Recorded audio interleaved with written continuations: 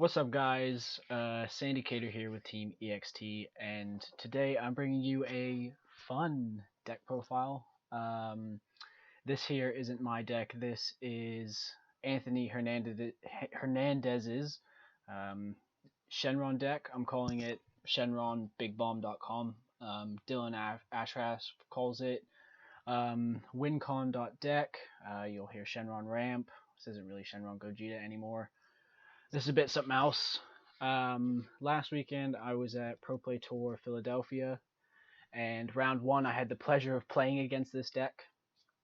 I was playing Prison, and game one, he on turn four he world pieced in Gogeta Hero Revived, and then he world pieced in Kaioken, and I was like, okay, cool, yeah, that's how it is. And then turn five he overwhelmed in Fu Shrouded in Mystery, and I just scooped right there. Like, there was no chance. I've never been so impressed with a deck. At the same time, I've never been so depressed playing against anything like this. Um, it's pretty gnarly. Excellent work, Anthony. If you come across this video, uh, this deck is fully insane, and bravo, very good job. So the deck I'm about to show you was sort of born of this this deck. I thought to myself, what could be like what could this deck do like worse? Like not worse as in like um if it could be a worse deck, like just how would it make it, like what's the best way to make your opponent feel worse? Like what's the most win more thing you could do with a deck like this? And um my first thought was Purunga with Victory Strike. Um, so yeah, I've set out to make this deck. I've talked to a couple people about it. The concept behind it is to ideally ramp to 8 energy, hardcast World Peace for Gogeta 7 to reset their hand, World Peace in Kaioken to then pick their hand apart, and then just to ultimate in Victory Strike and just kill them in one swing. It was about the most cancerous thing I could think of, so I thought, why not? Like it's for me, it's probably one of those things where the deck could be competitive. I don't know. I haven't done too much testing with it. It's only been thought of for the past couple of days. It was just one of those. What's the most win more thing you could do with the deck? And the meta is slow enough that I think this is the most win more thing you can do with the deck. We'll quickly run over the deck profile.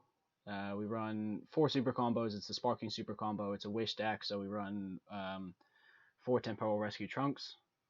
The Dragon Balls are the normal 5 Purunga Dragon Balls. Purunga because it's Purunga and they're bigger balls. Super Dragon Ball. This is just so you can draw as much as possible and then fill your drop with your bombs and your Whis Resting Attendant so you can ramp. And then a 1-star ball. If you're ever running Super Dragon Ball, 1-star ball should just be an auto include in the deck, even if it's not a deck like this where you want your bombs in your drop area, solely on the basis that it's a good turn 1 play. It can be dropped off Super Dragon Ball if necessary, or for the most important reason, it can drop Super Dragon Ball against aggro decks. So you've got that. 4 world pieces. We're world piecing in our bombs. We're world piecing in Whis Resting Attendant so we can ramp. Onto the ramp stuff, we've got 4 objection, 4 Whis Resting Attendant. Objection is like just a good turn 2, turn 3 play to ramp you up. Whis, you'll be world piecing in, maybe not world piecing, maybe hard casting as well, just so you can get that extra ramp. If you can turn 3 ramp to 4, or turn 2, I don't know. I've just got off work. I'm a bit tired, but like you'll understand the math. You can essentially get to 7. You can essentially get to 7 energy on turn 3. It's very possible. And then turn 4, your 8 energy turn is live, so it ramps very, very aggressively. Anthony runs 3 Whis the Resting Attendant. A lot of people run 3 Whis the Resting Attendant. Personally, I run 4 solely for consistency. just the RNG of possibly one getting charged, and then having the freedom to charge it as well if you want to charge blue. I just like that. I just like that sort of consistency and freedom to possibly charge it.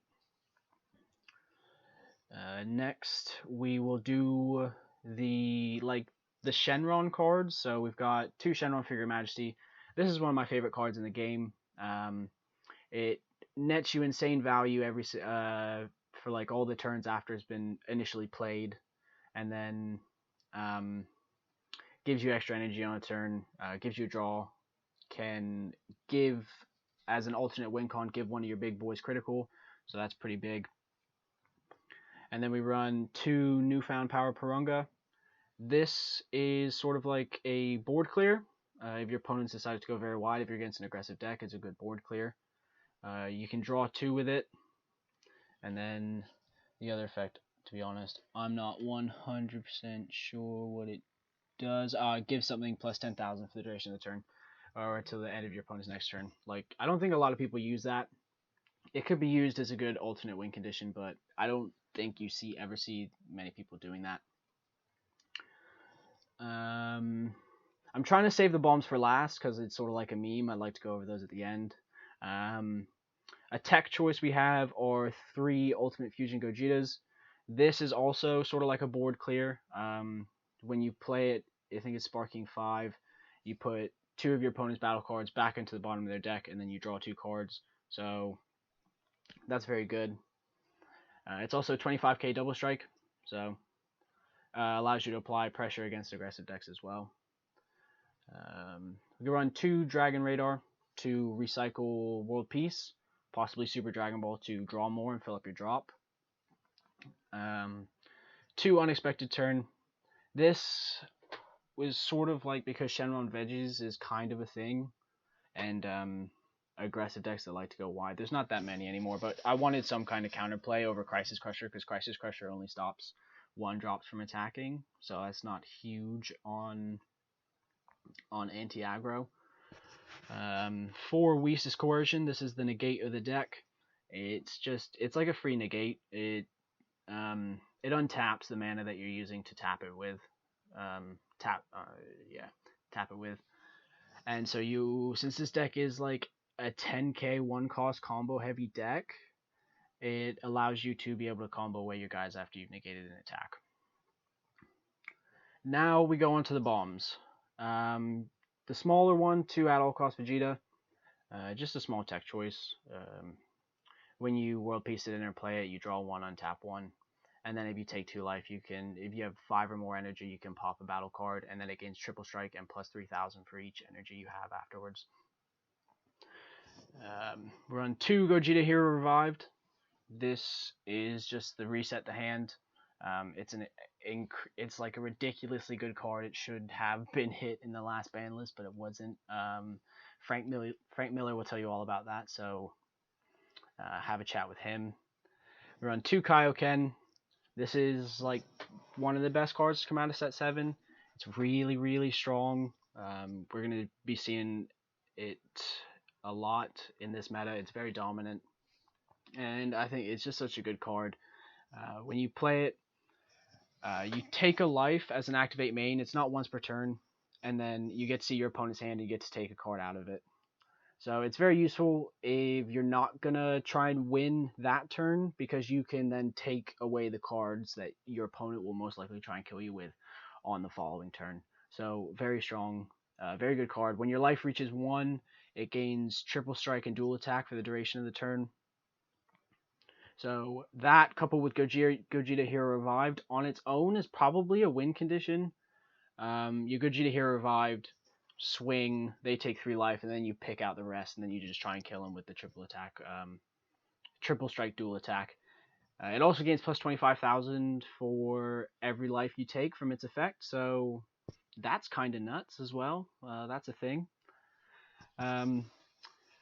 This Beerus was an inclusion by that guy GK. He's on the 3xG Discord. I told him about the deck, and he went and built it, and this was the card that he included. This is such a win more card. It fits so well with the deck.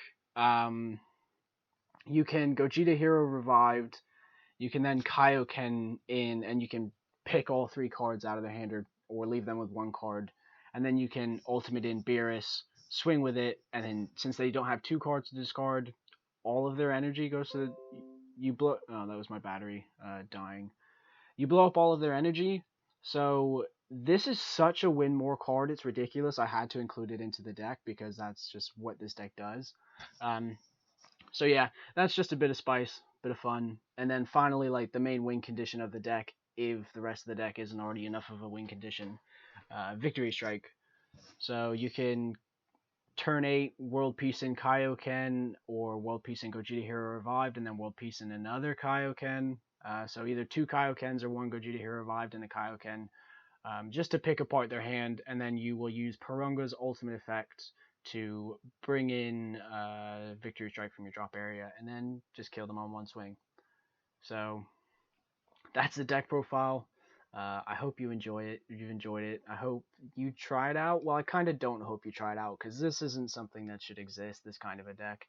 Um, I don't, like I've said before, I've done previous deck profiles like Scuffle Time and Shenron Veggies where they do tend to not become meta. Like they're kind of ridiculous in what they do, but they never quite get there. They're never quite good enough to fit themselves in the meta because either like this deck, it might be too slow, it might be too clunky.